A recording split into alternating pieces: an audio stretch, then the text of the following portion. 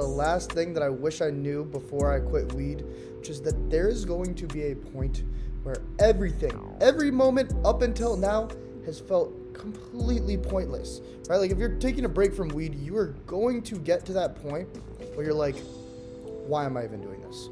You know, some days it'll just feel like a net negative. You know, I quit weed and I still have no motivation. I still have no energy. I'm just bored. Your brain will do its best to convince you that this break has not been worth it. And that's when like a lot of people quitting. They give up because they're feeling like this just isn't worth it.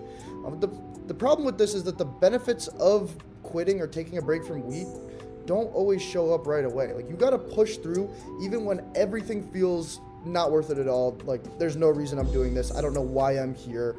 You just got to push through that point of sucking, and you'll get to a point where kind of like all this stuff reveals itself. Like your biggest changes will happen, and you'll understand like the bigger picture of like, wow, this all is starting to make sense to me. The closest like analogy I could give you is like, have you ever seen the Karate Kid where like the kid is like wax on, wax offing the car, and he's like, oh, what the hell? Like I'm just cleaning this old guy's car. Like none of this makes sense. Why am I putting me through this like struggle? Why can't I just like light up a blunt and get high? Like this would be so fun.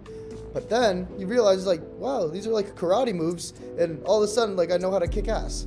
It's kind of what like taking a break from weed is like, or quitting. Like there will be that point where you're like, this is all worthless, worth nothing. And please, for me, just push through that moment and you'll see like stuff might not be as worthless or pointless as you might think it is.